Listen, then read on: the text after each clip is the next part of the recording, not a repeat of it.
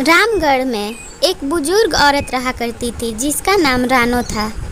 रानो की दो बच्चियां थीं जिनकी उन्होंने शादी पहले ही कर दी थी। एक दिन अचानक जब वो सोई थी तो उनकी दोनों पोतियां अचानक अपनी नानी को सरप्राइज़ देने के लिए आती और चिल्लाते हुए उन्हें जगा देती। खुशी से रानो झूम उठती क्योंकि उसके घर में कोई नहीं रहता था। वो अपनी बच्चियों को देख के बहुत खुश हो जाती और उन्हें बैठने को कहती। तभी दोनों बच्चियां झट-झट अपनी नानी माँ से कहानी सुनाने को जिद करती। वो लोग कहती, नानी हम लोग बहुत दिन से इंतज़ार कर रहे थे कि जैसे आप हमें बचपन में कहानी सुनाया करती थी वैसे ही आप हमें अब भी सुनाना, और इस गर्मी की छुट्टी की तो इंतज़ार हम लोग बहुत दिनों से कर रहे थे।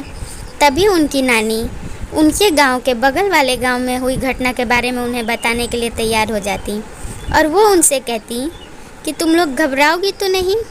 दोनों कहती, नहीं नानी हम लोग नहीं घबराएंगे, आप बताओ, हम लोग इसी के लिए तो जल्दी जल्दी आए हैं। उनकी नानी उनसे कहती कि ठीक है चलो बैठ जाओ तुम दोनों, मैं तुम दोनों को कहानी सुनाती हूँ। वो कहती हैं कि कुछ दिन पहले हमारे बगल वाले गांव में एक दिन बहुत तेज़ बारिश का मौसम हो गया था। शहर से एक गरीब औरत लौट रही थी जिसके साथ उसकी बेटी भी थी सुंदरी। अपनी बच्ची को लेके वो गरीब जा ही रही थी तभी अचानक बिजली कड़कने और तड़पने लगती है। रास्ते में उन्हें एक झोपड़ी दिखाई देता। उस झोपड़ी के पास वो लोग रुकने का मन बनाती और आपस में यही बात करती कि आज तो पूरा तेज़ बारिश शुरू हो गया, क्यों ना हम लोग रात भर यहीं रह जाएं, और भूख भी बहुत तेज़ लगी है तो हमें यहीं झोपड़ी के पास खाना बनाना चाहिए। लगातार उसकी माँ उससे बातें कर रही थी पर उसकी बेटी उस झोपड़ी की ओर देख के किसी से बातें कर रही थी और वो बोल रही थी, तुम्हें ठंड नहीं लग रही है, तुम बारिश में भीग रहे हो। ये सब सुन वो घबरा जाती और लीला अपनी बेटी से कहती, बेटा तू किससे बात कर रही है, मुझे यहाँ कोई नहीं दिखाई दे रहा है, किससे तू बात कर रही है कि ठंड नहीं लग रही है। तभी उसे उस झोपड़ी के ऊपर दो सर वाली चिड़िया दिखाई देती। वो हंसते हुए कहती, तू भी ना, तुझे अभी बारिश में मजाक सूझ रही है, तो उस चिड़िया रानी से बातें कर रही है। उसकी बातों का ध्यान वो बिल्कुल नहीं देती और उसके ध्यान वहाँ ना दिखने वाले एक लड़का पर थी। वो लोग वहाँ बैठ के खाना बना रही थी और उनके पीछे एक भूतिया लड़का बैठा था जिसकी मृत्यु बारिश में बिजली गिरने की वजह से हो चुकी थी। जब जब बारिश होती तब उसकी आत्मा भटका करती थी। वो लड़का वहाँ बैठा था और सुंदरी से लगातार बातें कर रहा था। सुंदरी भी उससे बात कर रही थी हंस हंस के और अपनी माँ की बातों को बिल्कुल ध्यान नहीं दे रही थी। उसकी माँ घबरा जाती और अपनी बेटी की बातों को सुनती और पलट के कभी पीछे देखती और कहती कि कौन है बेटा इधर, तू किससे बातें कर रही है सुंदरी। अब जब वो लोग खाना शुरू करती तो सुंदरी अपने हाथों से उस छोटे बच्चे को निवाला खिलाना शुरू कर देती। यह सब देख उसकी माँ हैरान और घबरा जाती। तभी वो मन बनाती कि हमें आज रात ही यहाँ से जल्दी निकलना होगा, नहीं निकली तो फिर बहुत बड़ा खतरा पड़ सकता है उन पर।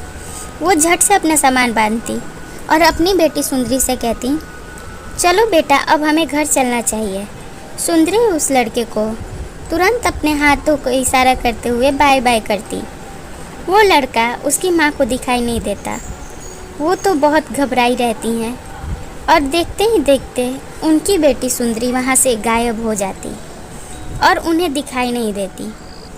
गांव वालों को तुरंत जाकर वो रात की घटी घटना के बारे में बताती और उसी झोपड़ी के पास ला खड़ा कर देती जहाँ से उनकी बेटी गायब हुई थी।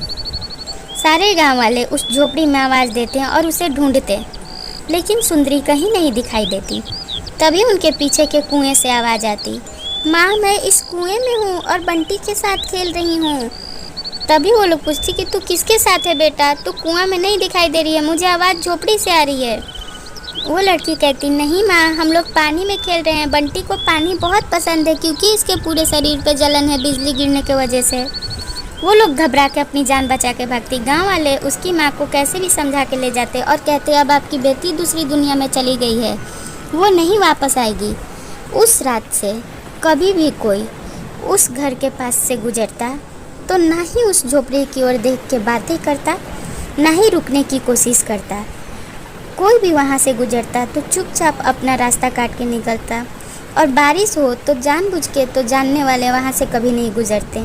ऐसी कहानी देखने के लिए चैनल सब्सक्राइब करें और वीडियो को ज़रूर लाइक कर दें।